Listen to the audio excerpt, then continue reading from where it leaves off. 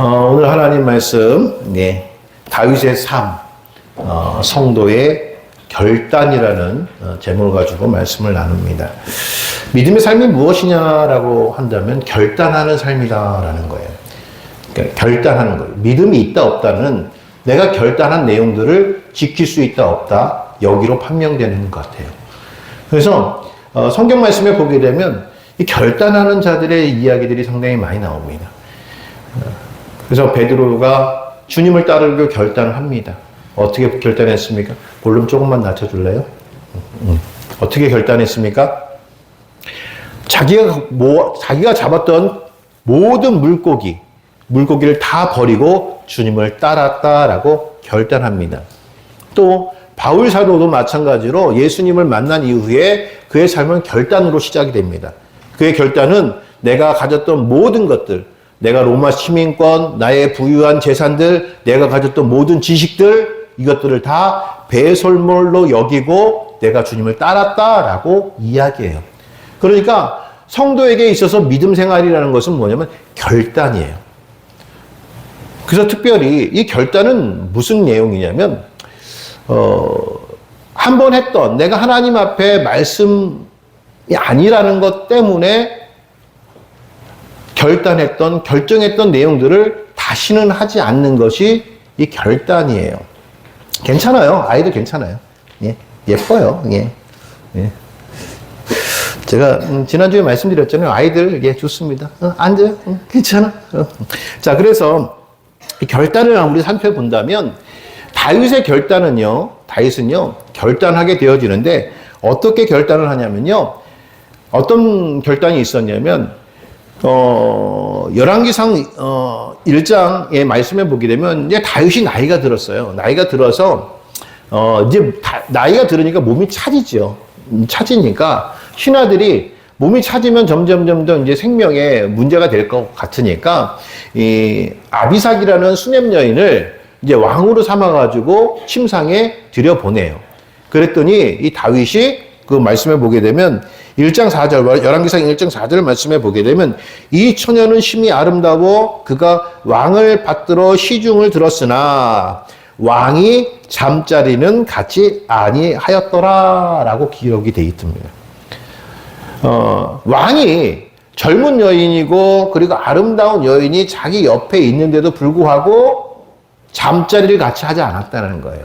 근데 왜 그랬을까라고 생각해 보니까 다윗에게 있어서는 치명적인 사건이 하나 있었습니다. 그것이 무엇이었냐면 밧세바 사건. 우리아의 아내를 사랑하고 그 아내를 얻기 위해서 자기 시중에 있던 자기 밑에 있던 장군이었던 우리아를 전쟁에 내보내 나가서 죽게 하고 그리고 밧세바와 결혼하는 것. 그것이 무엇이었죠? 동침하는 사건 때문에 결국 사람을 죽이는 사건까지 죄까지 저질렀던 다윗이에요. 성경의 말씀에 보게 되면 다윗은 그 이후에 하나님을 엄청나게 회개하는 것을 볼 수가 있어요. 하다못해 하나님 내게서 성령을 거두지 마옵소서. 우슬초로 나를 깨끗이 씻겨 주시옵소서. 라고 고백하면서 그의 삶의 마지막을 보게 되면 아름다운 젊은 여인 아비삭 왕으로 세웠는데도 불구하고 그와 잠자리를 하지 않았다는 것을 보게 되면 아마도 밧세바 사건 이후에 다윗은 여인과 잠자리 하는 것에 대한 극한 결단이 있었던 것 같아요. 사랑하는 성도 여러분, 결단은 이런 거예요. 제가요, 목회하기 전에는 참으로 담배를 많이 폈던 사람입니다. 정말. 그래서 저는 담배 끊기가 되게 쉬웠던 사람이에요. 왜냐면 저는 100번도 넘게 끊어봤거든요. 담배를 끊고 3일만 있으면 다시 펴. 한 번 끊었죠. 또 끊고자 해서 또 끊었어. 또 펴. 3일 만에. 2번 끊었죠. 그러기를 100번을 했단 말이에요. 그런데요. 참 희한한 건 뭐냐면 제가 하나님 앞에 은혜를 받고 내가 하나님 앞에 나아가겠다라고 결단하는 그 순간부터 담배 냄새가 싫어지더라고요. 그래서 저는 담배를 끊었어요. 사랑하는 성도 여러분, 결단이라는 것은 똑같은 행위를 100번을 반복하는 것이 결단이 아닙니다. 다윗처럼 한 번을 하더라도 그것이 죽을 때까지 평생을 그 일을 반복하지 않는 것이 성경은 결단이라고 얘기를 해요. 그러면 베드로도 마찬가지로 결단한 것은 뭐냐면 베드로가 다시는 물질을 보지 않았다는 거예요. 바울도 마찬가지로 다시는 자기의 명예를 보지 않았다는 거예요. 사랑하는 성도 여러분, 이것이 오늘 우리 삶 속의 결단이라고 하는 거예요. 그러면 오늘 다윗이 이 결단을 하면서 오늘 말씀을 통하여 다윗의 결단을 볼 것인데, 다윗은 왜? 하나님께서 칭찬하셨거든요. 뭐라고 칭찬하셨냐면 이는 내 마음에 합한 자라고 이야기합니다. 그러면 다윗이 결단했던 결단은 무엇이었고 또 그 삶을 우리가 어떻게 살아갈 것인가, 똑같이 다윗의 삶을 우리가 살펴보기를 원합니다. 그 다윗의 결단이라는 건 첫 번째 어떤 결단이냐면 주님을 기억하는 삶을 살겠다라는 거예요. 그리고 실제로 그 삶을 살고 있었어요. 6절 말씀에 보게 되면 내가 나의 침상에서 주를 기억하며 새벽에 주의 말씀을 작은 소리로 읊조릴 때에 7절 말씀에 주는 나의 도움이 되셨습니다. 자, 이 말씀은 무슨 말씀이냐면 다윗이 주님을 기억하는 삶을 사는데 그 주님의 기억하시는 건 뭐냐면 하나님께서 내게 주셨던 은혜를 기억한다요. 다윗이 얼마나 많은 일들이 있었을까요? 여러분, 다윗의 시를 보게 되면요, 시편 말씀에 보게 되면 내 부모는 나를 버렸으나 라고 그렇게 고백해요. 그런데 성경 말씀에 보게 되면 다윗이 부모에게 버려진 적은 한 번도 없었거든요. 근데 내 부모는 나를 버렸다라는 고백을 왜 했을까? 한 사건이 있었어요. 그것이 뭐냐면 사무엘 선지자가 이제 이새의 아들 중에 한 사람을 왕으로 세우겠다라는 하나님의 말씀을 듣고 이제 이새의 집으로 갑니다. 그런데 이새의 집에 갈 때에 내가 그곳에서 예배하고 그곳에 왕을 세우겠다고 이새에게 언지를 줬겠죠. 그러니까 이새가 자기 아들들이 8명이 있었는데 그 중에 7 아들을 잘 씻기고 잘 뭐라고 그럴까요? 이 채비해서 사무엘 선지자를 맞이합니다. 그리고 예배 가운데 이제 제사 가운데 왕이 될 사람을 기름을 부으려고 했는데 첫 번째 아들이 지나가는데 하나님이 아니래요. 아니에요. 두 번째 아들이 지나가는데 아니래요. 세 번째 아들이 지나가는데 아니래요. 네 번째, 다섯 번째, 여섯 번째, 7번째 아들까지 지나가는데 아니라는 거예요. 그러면서 하나님께서 말씀하시는 건 뭐냐면 나 여호와는 사람들은 외모를 보거니와 나 여호와는 중심을 본다라고 얘기해요. 그래서 이 중심을 본다라는 게 배꼽티라는 얘기 아니에요. 젊은이들 하나님께서 보여드리려고 배꼽티 이렇게 드러내는 그런 TV 믿고 다니는 거 아닙니다. 아무튼 농담이에요. 아무튼 하나님께서 중심을 본다라고 하면서 다른 아들을 찾아야 되는 거예요. 왜? 이새의 아들에게 기름을 붓기로 했으니까. 그래서 묻습니다. 이새에게 여기 있는 7 아들이 다야? 근데 아니요. 누가 있는데 막내가 하나 있긴 한데요. 걔는 지금 형을 대신해서 들판에 양치러 갔어요. 그러니까 다윗은요, 여러분 생각해 보세요. 다윗은 그의 아버지 이새가 보기에도 왕이 될 수 없는 자예요. 그러니까 여러분 생각해 보세요. 자식을 제일 잘 아는 사람이 누구예요? 부모잖아요. 부모에게도 하나님께서 네 아들 중에 왕이 될 것이다 라고, 내가 내 자식 중에 하나가 왕이 될 것 같은데, 내가 생각하기엔, 첫 번째, 두 번째, 7번째까지는 괜찮을 것 같은데, 8번째, 너, 다윗은, 넌 내가 보니까 아니야. 너 그러니까 형들 대신해서 저기 양이나 치고 있어. 이랬던 자란 말씀이에요. 그런데 하나님은 그 다윗을 택해서 왕으로 세워요. 사랑하는 성도 여러분, 학교에서 공부 좀 못한다고 실망하지 마세요. 좋은 학교 좀 안 나왔다고 실망하지 마세요. 내가 다른 사람보다 좀 못 산다고 실망하지 마세요. 내가 다른 사람보다 지식이 좀 떨어진다고 실망하지 마세요. 사람들이 보기에 내가 아무것도 아닌 것 같이 된다 할지라도 실망하지 마세요. 왜? 하나님은 작은 자를 들어 쓰시는 거예요. 미련한 자를 들어 지혜로운 자를 부끄럽게 하시겠다라는 것이 하나님의 방법이에요. 그러니까 내가 또 잘 나간다고 교만하지도 말란 얘기예요. 사랑하는 성도 여러분, 주의 은혜를 기억하는 삶. 또 다윗은요, 골리앗과 싸움이 있었어요. 전쟁에 나갔는데요. 하나님의 이름을 비웃는 자가 하나 있었어요. 골리앗이었거든요. 골리앗의 키가요, 2m가 넘었대요. 그러니까 농구 선수 한 서장훈 정도 되는 것 같아요. 제가 서장훈 선수를 한번 봤는데요. 야, 이거는 진짜 말을 못 하겠는 거. 와, 저보다 뭐 키가 저하고 30cm밖에 차이가 안 나거든요. 근데 머리가 여기 있더라고요. 근데 생각해 보세요. 그런 장수 골리앗과 가서 나가 싸울 수 있는 다윗. 근데 어떻게 나갔습니까? 너는 창과 방패로 내게 오려니와 나는 무엇으로? 여호와 이름으로 내게 나아간다는 거예요. 전쟁은 하나님 앞에 속한 것이다. 그리고 골리앗을 이겨요. 여러분, 그 승리가 누구의 승리였습니까? 하나님의 승리였던 거예요. 다윗은 이렇게 승리했던 모든 것들을 다 기억하고 있었단 말씀이에요. 사랑하는 성도 여러분, 우리가 지금까지 살아오는 삶 가운데 하나님의 은혜가 얼마나 많았습니까? 크고 작은 일에 하나님께서 역사했던 그 일들이 얼마나 많았습니까?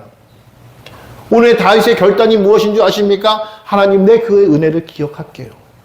하나님, 내가 그 은혜를 기억하면서 그때 하나님께서 내게 주셨던 은혜에 감사하며 살게요. 여러분, 잊지 마세요. 여러분이 순간순간 하나님 앞에 받은 은혜가 앞으로 받을 은혜를 하나님께서 우리에게 보여주시기 위해서 주신 은혜였다는 것을 여러분 기억하시기 바랍니다. 그래서 그 은혜를 받았다면 앞으로의 삶 속에 하나님은 더 많은 은혜를 우리에게 허락하실 거라는 말씀이에요. 그것을 기대하면서 나가는 겁니다.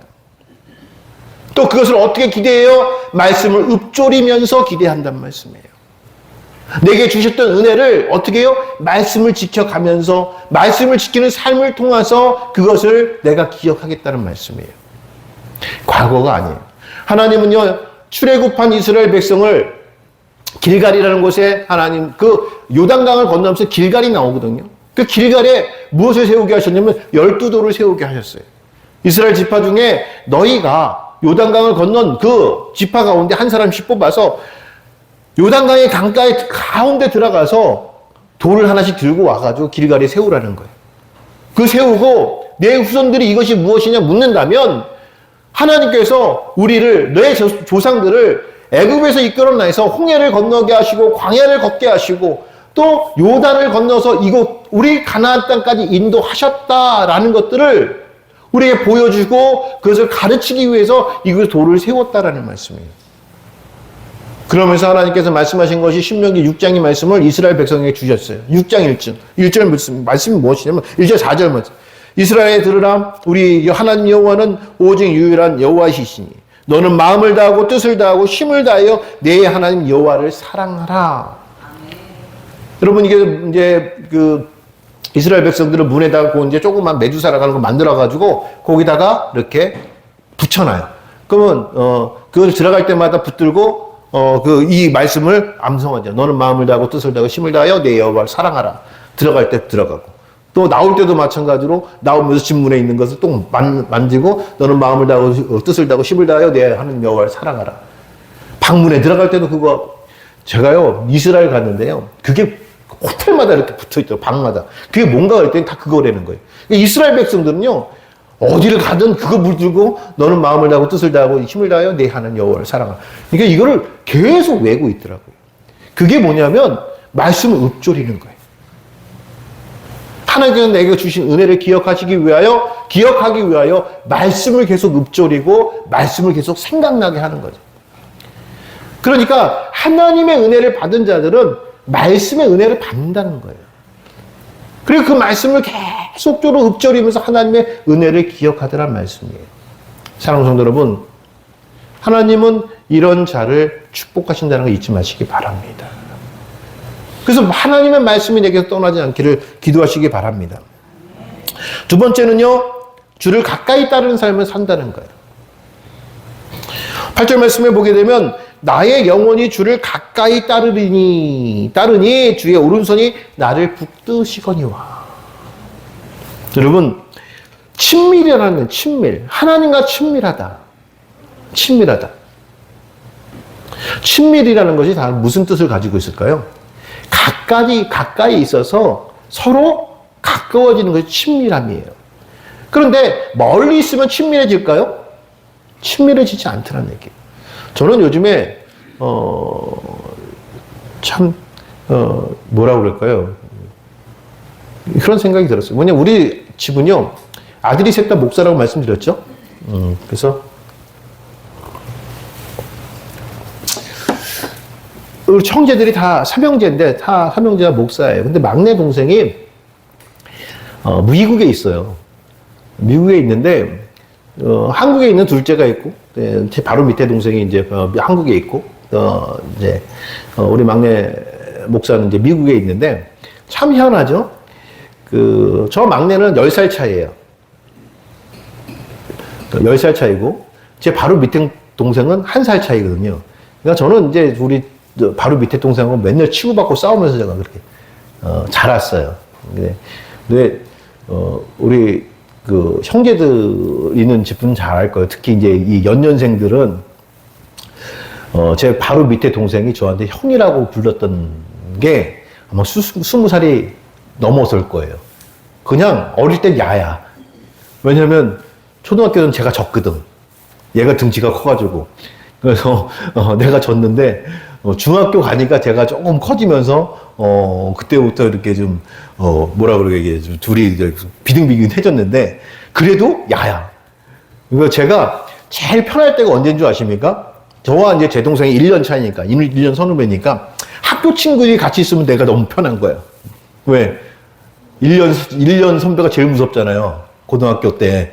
그렇죠? 그러니까 우리 동생이 같은 고등학교를 다녔으니까 저 친구들은 다 1년 선배예요. 그러니까 저한테 야라고 할 수 없어요. 그것도 이런 거예요. 형이라고도 못하고 그게 이제 형이라고 할 시작이 되었습니다. 근데 제가 이 말씀을 드리는 게 뭐냐면 막내 동은 저 10살 차이니까 계속 저한테 되게 잘했어요. 정말 뭐 깍듯이. 제가 좀 무서웠나 봐요. 그래서 깍듯이 뭐 어릴 때부터 그런 친구인데 미국에 갔는데 예, 죄송한데 1년에 한번 생각이 날까? 이번에 2월 달에 우리 막내가 2월 1일 날 생일인데 생일날 지나가는 것도 몰랐어요. 나중에 예, 보니까 문자가 이렇게 하나 와 있더라고요. 생일이었다고 뭐 그러면서 기도해달라고 뭐 그래서 그러니까 왜 그럴까 생각해 보니까 둘째 동생은 한국에 있지만 그리고 가까이쯤은 이게 많이 똑같이 안 만나는데 그냥 생일날 전화하곤 하거든요. 생일 축하한다라고 축하하는 그 정도는 되는데 이게 멀어지니까 그게 안 되더라는 얘기예요. 여러분 인간관계도 멀어지면요 관심이 덜 가는 거예요. 그래서 여러분들이 정말 이 교회에서 친밀한 관계라고 하게 되면 계속 우리 모이는 자리에 오셔야 돼요. 교회에서 모이는 자리에 오셔서 성도들과의 또 친밀한 관계를 지내시고 그래야 됩니다. 그러면 주님과 같이 친밀한 관계를 어떻게 하느냐? 오늘 말씀해 보게 되면 주를 가까이 따르겠다라는 거예요. 따르겠다. 내가 주님을 따라간다는 거 아닙니까? 임마누엘. 하나님이 너희와 함께 하시겠다, 함께 하신다라는 임마누엘. 그 임마누엘이 어떤 단어를 가지고 있냐면 임이라는 단어와 마누라는 단어와 엘이라는 단어예요. 그러니까 임이라는 것은 함께라는 단어고요. 마누라는 것은 이제 뭐랄까요? 예, 임은 함께 그리고 이제 마누라는 엘이라는 하나님께서 그리고 우리와 마누라는 건 우리라는 뜻이고. 그러니까 하나님께서 우리와 함께 하신다는 건데 이 임이라는 단어가 뭐냐면 군대 용어예요. 군대 용어인데 에메트라는 단어에서 나오는데 이 단어의 뜻이 뭐냐면 정확한 뜻은 뭐냐면 간격을 맞추다라는 거예요. 간격을 맞추는 거예요. 그러니까 임이라는 단어 뜻은 뭐냐면 군대가 이렇게 군대에 보게 되면 뭐라고 그러죠? 줄 맞춰가 쭉 인사하는 거 열병식 하잖아요. 우로 막 남자들은 다 알잖아요. 그 열병식을 하게 되면은 여러분, 우로바하고 경례를 대장한테 딱 하는데, 우로바 하면서 경례하면서 눈을 얼로 보는 줄 아십니까? 줄 간격을 봐요. 줄 간격 흐트러지지 않으려고. 만약에 대장 앞에서 그 줄이 딱 안 맞았다, 어떻게 되는 거예요? 그날은, 네, 밤새껏 맞는 날이에요. 줄 맞출 때까지 맞는다고 그러죠, 우리. 그게 뭐냐면, 간격을 맞추는 거예요. 줄이 흐트러지지 않도록 간격을 맞추는 거예요. 이 말씀은 뭐냐면, 하나님께서 우리와 함께 하신다는 그 단어 안에는 뭐냐면, 우리가 하나님과 간격을 맞추어 간다는 뜻을 가지고 있다는 말씀이에요. 하나님과 간격을 떨어지지 않기 위해서 내가 애쓰는 삶. 그것이 임이라는 단어를 갖는다는 말씀이죠. 함께라는 단어는 그거예요. 그러니까 여러분, 우리가 어떻게 해서 신앙생활을 하나님과 간격을 맞춰가려고 뒤떨어지지 않기 위해서 애를 쓰는 것이 신앙생활이란 말씀이에요. 그러면 왜 그런 말씀을 하느냐? 하나님과 동행하는 삶 자체가 구원받은 삶이라는 거예요. 창세기 말씀에 보게 되면 에녹이라는 사람이 나옵니다. 에녹이요, 65세에 아들을 낳아요. 아들을 낳았는데 그 이름을 뭐라고 했냐면 무드셀라라고 했단 말씀이에요. 뭐 성경 꽤나 읽어보시고 성경 퀴즈 좀 하시는 분들은, 나오셨던 분들은 이 무드셀라 그러면 생각나실 거예요. 뭐죠? 성경에서 제일 오래 산 사람의 이름이 무드셀라죠. 예, 에녹이 아들을 65세에 낳고 무드셀라라는 아들을 낳고 그리고 이름을 무드셀라로 했는데, 무드셀라라는 이름이 뭐냐면 내 이후에 심판은 없다는 거예요. 내 이후에 심판은 없다. 그러면 내 이후에 심판이 없으니까 그 얘기는 뭐예요? 네가 심판당하는, 네가 끝이라는 얘기예요. 네가 이제 마지막이 될 거야 라고 하는 것이 에녹의 무드셀라라는 이름의 뜻이에요. 근데 무드셀라가 몇 년을 살았죠? 969세를 살았어요. 969세에 연도를 다 따져보면 이 해에 무슨 일이 있었냐면 노아의 홍수가 있던 해예요. 그러니까 이게 무드셀라가 노아의 홍수에 죽었는지 혹은 그 전에 그 해에 어떻게 죽었는데 거기에 죽었는지 모르겠지만 아무튼 에녹은 무드셀라라 이름을 지어놓고 그리고 신앙생활을 하는데 어떻게 했어요? 300년 동안 하나님과 동행하다가 그가 죽음을 보지 않고 하나님께 갔다라고 성경은 이야기한단 말씀이에요. 이 이야기는 뭐냐면 진짜 에녹이 죽지 않았느냐? 그것이 아니라 구원받았다는 거죠. 구원받았다는 거예요. 영원히 살았다는 얘기예요. 그럼 누가 영원히 살았어요? 하나님과 동행했다고 하잖아요. 에녹은 하나님과 동행한 거예요. 그러면 에녹이 왜 동행했느냐? 에녹이 무엇을 봤어요? 심판을 봤다는 거예요. 하나님께서 물로 심판하실 그 심판을 보았기 때문에 에녹은 하나님과 동행하는 믿음이 생긴 거예요. 사랑하는 성도 여러분, 그러면 하나님을 가까이 따르는 자들은 어떤 자들입니까? 하나님의 심판을 보는 자들이에요. 하나님의 심판을 본다는 것은 하나님의 구원을 본다는 것과 동일한 말씀입니다. 그러니까 하나님의 구원을 보는 자들이 하나님과 동행할 수 있다라는 말씀입니다. 또요, 하나님과 함께 이 거리를 간격을 맞추지 못하면 범죄의 길로 갔던 사람이 하나 있어요. 범죄라고 하는 죄를 졌던 실패의 길을 갔던 사람이 있어요. 아까도 말씀드린 너무 더 잘하는 사람 누구죠? 베드로. 베드로는요 항상 예수님과 같이 다녔던 사람이에요. 항상 예수님이 말씀하시면 그 옆에서 대답했던 사람이 베드로예요. 그런데 어느 날인가 최후의 만찬에 예수님께서 베드로에게 그런 말씀하세요. 내가 다 굴기 전에 나를 3번 부인하리라. 여러분 근데요 베드로가 이 말씀을 기억하지 못했어요. 그가 정말 예수님이 재판하시는 과정 중에 너는 저와 함께 다녔던 도당이다. 너 같이 다녔지 않느냐라고 했을 때 진짜 예수님을 3번 부인했는데 마지막 3번째는요. 성경 말씀은 그냥 편하게 말씀드리고 그냥 뭐 그가 저주하여 말하기를 이렇게 얘기하면서 내가 저를 정녕 모른다라고 그렇게 표현했는데 이거 쉽게 우리나라 표현으로 바꿀게요. 제가 나쁜 사람이 아니에요. 입이 나빠서 그런 게 아니라 그대로 하는 거예요. 베드로가 예수님을 바라보면 뭐라고 하죠? 나 저 새끼 몰라요. 그랬단 말이에요. 그거를 고상하게 그가 저주하여 말하기를 이렇게 표현한 거예요. 근데요, 말씀만 기억했어도 내가 닭 울기 전에 나를 세 번 부인할 것이라는 말씀만 기억했어도 그러지 않았을 텐데. 또요, 성경 말씀에 보게 되면 마태복음 26장 58절이 이 베드로에 대해서 이야기합니다. 베드로가 멀찍이 예수를 따라갔대요. 베드로는 한 번도 예수님을 멀찍이 따라간 적이 없었어요. 바로 옆에 따라갔죠. 근데 베드로가 멀찍이 예수를 따라가는데 그 자리가 어디였냐면 대제사장 집들까지 가서 그 결말을 보려고 안에 들어가 하인들과 함께 앉아있더라라고. 그 하인이 누구예요? 예수를 십자가에 못 박아 죽이라고 하는 사람들의 물에 들어가 있단 말씀이에요. 사랑하는 성도 여러분, 저는 그래서요, 성도가 있어야 할 자리가 어딘가라는 것도 중요하다는 말씀이에요. 정말 내가 있는 자리가 예수 그리스도를 부인하고 예수 그리스도를 알지 못하고 예수 그리스도를 욕하는 자들의 모임이라면 여러분 그 자리를 벗어나오셔야 됩니다.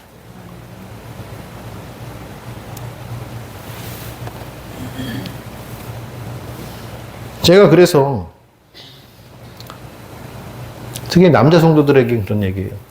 술 잡수시고 잡수시되 혼자 잡수라. 제발 좀 술 먹는 무리에 가가지고 술 잡수시 말라 그래요. 술을 먹고, 저는 그래요. 제가 술을 먹고 안 먹고는 사실 구원에 있느냐라고 이야기 한다면 저는 모른다 그래요. 왜 그 구원의 부분에 대해서 하나님께 된 것이 내가 구원을 받는다 안 받는다 할 수는 없다. 그러나 술은 분명히 제가 말씀 성경적으로 마시면 안 된다라고 말씀을 드렸어요. 그렇죠? 왜? 술을 마시는 건 성경에서 나타나는 거는 우상을 섬기는 자들이 우상 신을 만나겠다고 해가지고 마신 게 술이었다. 그것이기 때문에 성경은 술을 마시는 것을 우상 숭배로 같이 취급한다라고 말씀을 드렸어요. 근데 요즘 세상이 바뀌었기 때문에 술을 마시는 게 그래? 그러는데 참 저도 술을 마셔봤지만 술 마시는 자리에 가면요. 내가 하나님 믿음의 사람으로서 하지 말아야 할 것들을 할 때가 있어요. 그때 뿌리칠 수 있느냐는 거예요. 그때 뿌리칠 수 있냐. 그거 할 수 없는, 그거 할 수 있는 그러니까 좋아요. 술 마셔서 친구들이 야, 뭐 하자라고 했을 때 그걸 난 안 해 하고 뿌리칠 수 있으면 그 자리에 있어도 돼. 근데 대부분의 사람이 그거 못 하더란 얘기예요. 그래서 그 자리에 가지 말라는 거예요. 왜? 오늘 말씀에 보면 베드로도 예수님을 따랐고 예수님 말씀을 들었던 베드로도 멀찍이 있어서 하인의 자리에 있으니까 어떻게 돼요? 예수님을 3번 부인하더란 얘기예요. 하물며 저주하면서 나 저 새끼 몰라요. 사랑하는 성도 여러분, 우리가 어떤 자리에 있느냐가 굉장히 중요하다는 거예요. 그래서 웬만하면 성도들의 자리에 오세요. 정말 성도들의 자리에 오셔서 하나님의 은혜를 나누는 것이 구원받는 자의 삶이에요. 하나님 그 자를 축복하세요. 하나님의 축복은요, 예배하는 자라고 말씀드렸잖아요. 하나님은요, 기도를 들으시는데, 누구의 기도를 들으신다? 예배하는 자의 기도를 들으신다고요. 여기 있는 자녀를 위해서 저는 많이 기도합니다. 우리 교회 성도들, 우리 성도들의 자녀들을 위해서 기도합니다. 우리 자녀들이 잘 됐으면 좋겠어요. 정말 축복받아서 이 나라에서 정말 훌륭한 리더로서 다 섰으면 좋겠어요. 그래서 우리 본향교회 성도들이 지금은 아니겠지만 앞으로 자녀들이 성장해서 나라를 짊어지고 갈 때는 정말 중요한 인물들이 우리 교회를 통해서 나왔으면 좋겠다는 생각이 많이 들어요. 그런데 목사가, 부모가 아무리 기도해도요, 와서 예배하지 않으면 안 돼요. 그래서 하나님은 예배자의 기도를 들으시는 거예요. 사랑하는 성도 여러분, 우리가 예수님을 따르는 삶을 살기를 원합니다. 예수님과 하나님과 친밀한 삶을 살기를 원합니다. 가까운 삶을 살기를 원합니다. 오늘 다윗은 그 삶을 살겠다고 결단했고 그 삶을 살았어요. 그래서 하나님께서 주시는 귀한 축복, 내 마음에 합한 자라는 인정을 받았던 자가 다윗이라는 걸 여러분 잊지 마시기 바랍니다. 세 번째 말씀은요, 다윗은 왕으로 살아가는 삶을 결단했어요.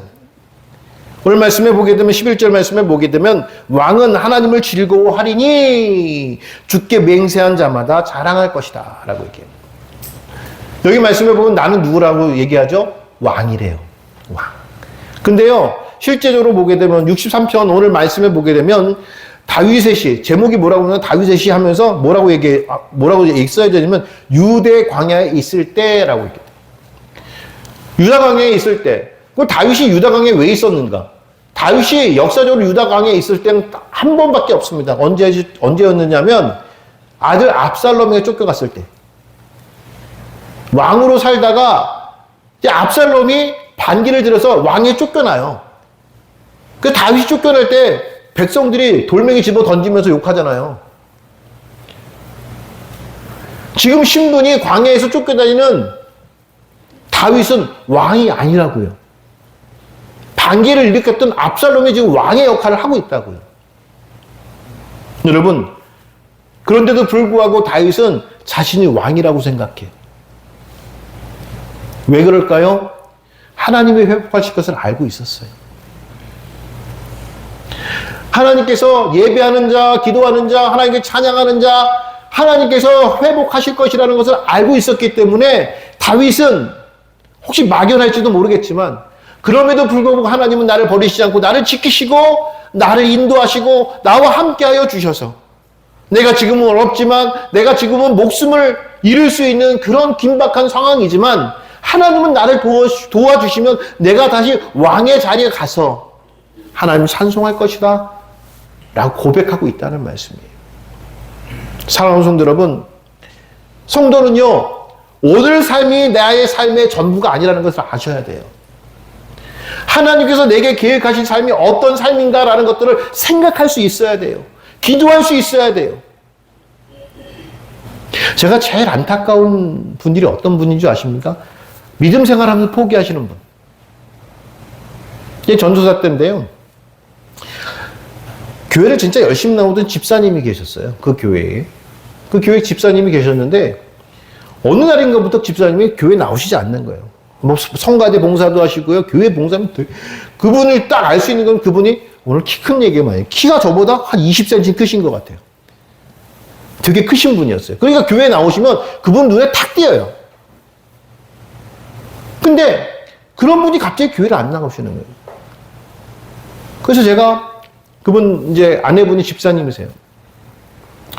집사님, 왜 한 집사님 교회 안 나오세요? 그랬더니 전사님, 우리 한 집사 지금 제가 그때 어린데도 그렇죠?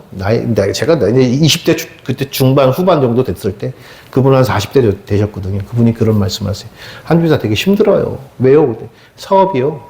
웃어. 사업이. 그럼 어떻게 뭐예요? 망했다는 거죠. 그래서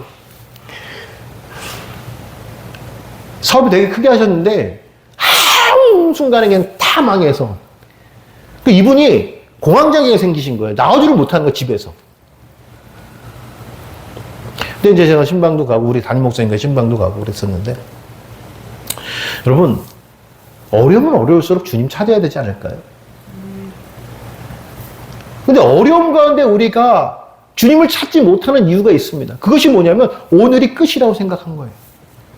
오늘이 내가 결말이 끝났다라고 생각하니까 못 나오는 거예요. 아니에요. 성도는요. 천지를 말씀으로 창조하신 하나님이시잖아요. 능력의 하나님, 전지전능하신 하나님이라고 믿고 있잖아요. 하나님 못하실 일이 없다고 생각하시잖아요. 그러니까 오늘이 끝이 아니라 사실 오늘 우리는 시작인 거예요. 하나님께 하실 일을 바라보면서 그 일의 끝을 볼 수 있어야 되는 거죠. 다윗의 결단은 왜 결단이 됐는 줄 아십니까? 다윗이 지금 어려워요. 아들에게 쫓겨요. 어쩌면 아들은 죽임을 당할 수 있어요. 잠잘 곳이 없어서 광야에서 헤매면서 광야에서 잠을 잔단 말씀이에요. 그 잠자리가 편하겠습니까? 또 밤마다 다윗은요 도망 다녀야 돼요. 왜? 광야는 여러분 높은 산에 딱 올라가게 되면요. 광야는 아무것도 없어요. 풀도 없고 아무것도 없기 때문에 사람이 지나가는 게 다 보여요. 그러니까 압살롬이 높은 곳에 딱 올라가 있으면은 다윗의 무리가 움직이는 걸 다 볼 수 있단 말씀이에요. 그러니까 다윗을 언제 움직여야 돼요? 밤에. 그것도 어떻게 해요? 상대방이 깊은 잠을 자는 밤에. 그게 언제예요? 새벽. 여러분 근데 다윗의 믿음이 뭐라고 얘기합니까? 나는 새벽을 깨우리로다. 비프와 수구만 나 찬양하자. 예배하자. 그 도망가야 할 시간에 다윗은 뭐 하겠다는 거예요? 예배하겠다는 거예요. 여러분 다윗의 믿음을 보게 되면 이 사람이 엄청난 믿음을 가졌구나. 근데 성경이 우리가 같거든요. 우리도 그 믿음 가질 수 있어요. 다윗만 갖는 믿음은 아니란 말씀이에요. 여러분 내가 왕이 될 수 있다는 건 뭐예요? 하나님 내가 왕이 될 수 있는 상황은 아니란 말씀이에요. 내 스스로 왕이 될 수가 없어요. 이 일은 누가 하시면 돼요? 하나님이 하셔야 된다는 말씀이에요. 그러니까 왕은 하나님을 찬송하겠다. 너 하나님을 즐거워하겠다. 내가 하나님 예배하겠다라는 말씀은 뭐냐면 하나님께서 나에게 왕으로서 다시 세워주실 것이라는 미래를 바라보고 있다는 말씀이에요. 사랑하는 성도 여러분, 진정으로 믿음을 가진 성도는 하나님께서 내게 미래에 허락하신 것들을 바라볼 수 있는 자가 진정한 믿음입니다. 그래서 오늘의 끝이 아니에요. 또요, 하나님은 이미 우리에게 왕이라고 말씀하셨어요. 베드로전서 2장 9절 말씀에 보게 되면 너희는 택하신 족속이요 왕 같은 제사장들이다 라고 얘기해요. 이미 우리는 왕이래요. 근데 여기 말하면 왕 같은 제사장들이다 라고 얘기하는데 왕, 제사장, 그리고 하나가 더 있는 선지자. 이 세 종류의 사람들이 나와요. 이 왕, 선지자, 그리고 제사장. 우리는 왕 같은 왕이 되기도 하고 선지자도 되기도 하고 제사장이 되기도 하는데 이유가 뭐냐면 이스라엘 백성 중에 이 세 종류의 사람들에게만 기름을 부어요. 왕이 되기 위해서 기름을 부어서 왕을 삼고요. 제사장이 되기 위해서 기름을 붓고 제사장을 삼고요. 선지자가 되기 위해서 기름을 부어서 선지자를 삼아요. 근데 이 기름을 붓다는 것은 뭐냐면 구별했다는 거예요. 기름이 뭐죠? 차단을 시키잖아요. 차단을 시켜요. 그래서 물에다 기름을 얹어 놓으면 공기가 없어져요. 물이 썩어요. 왜? 공기를 차단시키기 때문에 물이 썩는 거예요. 기름은 차단을 시키는 것이에요. 그 하나님께서 우리를 왕으로 세우시고 제사장을 세우시고 선지자로 세우셔서 기름을 부었다는 건 뭐죠? 이 땅의 삶 속에서 살아가는 사람들과 우리를 구별하셨다는 거예요. 우리 따라해 봅시다.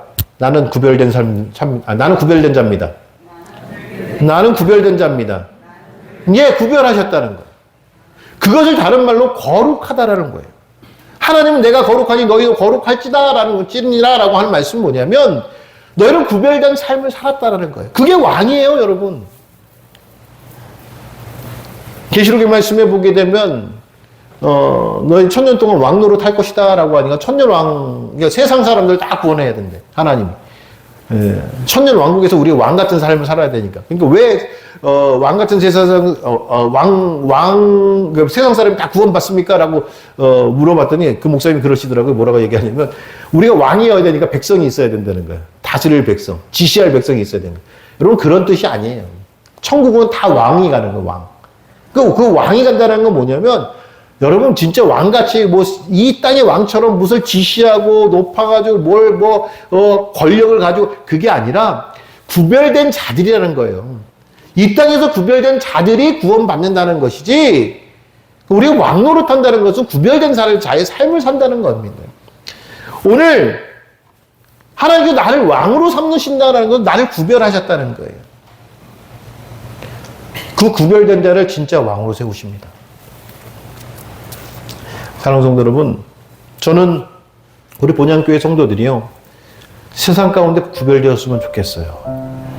진짜 하나님께서 기름 부으셔서 세상 가운데 구별된 자들을 살았으면 좋겠어요. 제가 목회하기 전에 회사를 다닐 때 얘기를 한번 드린 적이 있는 것 같은데 또 드립니다. 제가 그 회사를 다닐 때 워낙 잘 놀았다고 말씀드렸죠. 제가 노래방 가면 진짜 탑이었다니까. 우리 회사에서 김 과장 탑이었어요. 그래서 오죽하면 장로님이신 사장님이 제가 교회 집사인데 그 당시에는 무슨 영업할 때 뭐죠 이 접대 자리 있으면 야 김 과장 네가 가라. 우리 교회 장로님이에요. 내가 그 교회 집사고 나보러 가래. 장로님이 집사보러 가서 접대하고 그래. 그 정도였어요. 하루는 회사에서 근데 지금 직원들은 제가 교회를 다니는 줄 몰랐는 것 같아요. 제가 뭐 등산 대회가 있어서 이제 저보러 오락부장을 하라고 가지고 잘 노니까 그걸 하라고 그래가지고 나 교회 가야 된다고 그날 교회가 주일날 간다고 그러는 거예요. 교회 간다고 그러니까 우리 여직원이 하나가 아니 과장님도 교회 다녔어요? 그 상상이 안 되는 거야. 이게 내가 교회를 다녔다라는 게. 나중에 목회하면서 깨달았어요. 내가 그때 잘못했구나. 내가 세상 사람들 가운데 구별된 삶을 살지 못했구나. 많이 회개했어요. 사랑하는 성도 여러분, 우리 왕으로 살아가야 돼요. 구별된 자로 살아가야 된다는 말씀이죠. 분명히 구별된 자로 가겠다고 결단하는 자를 진짜 왕으로 세우시더라는 얘기예요. 저는 하나님께서 왕으로 세우시는 이 은혜가 오늘 저와 여러분들에게 함께 하실 주의 이름으로 축원합니다. 먼저 우리가 거룩하게 되어지면 거룩한 자를 사용하시는 하나님께서 세우시는 하나님께서 우리를 왕과 같이 세우실 것이다 라는 것을 믿음으로 우리가 받아들였으면 좋겠습니다. 오늘 다윗의 삶, 다윗은 결단하는 삶을 살았습니다. 어떤 삶을 살았습니까? 주님을 기억하는 삶을 살았어요. 그것을 기억하겠다고 결단했어요. 주의 은혜를 기억하는 거예요. 두 번째는요, 주님을 가까이 따르는 삶을 살겠다고 결단합니다. 오늘 우리도 주님과 친밀한 관계를 유지할 수 있도록 노력해야 됩니다. 세 번째는요, 왕으로서 살아가겠다는 결단합니다. 하나님께서 거룩한 백성으로 세우신 것처럼 내가 구별된 삶을 살아갈 때 하나님께서 다윗을 도우시고 함께 하시고 그의 대적에서 이기게 하시는 것을 우리가 바라보면서 우리의 삶이 날마다 하나님께 주시는 은혜에 깊은 은혜, 넓은 은혜, 많은 은혜 받는 그런 삶을 살아가는 저와 여러분 되시길 주의 이름으로 축원합니다. 기도하시겠습니다.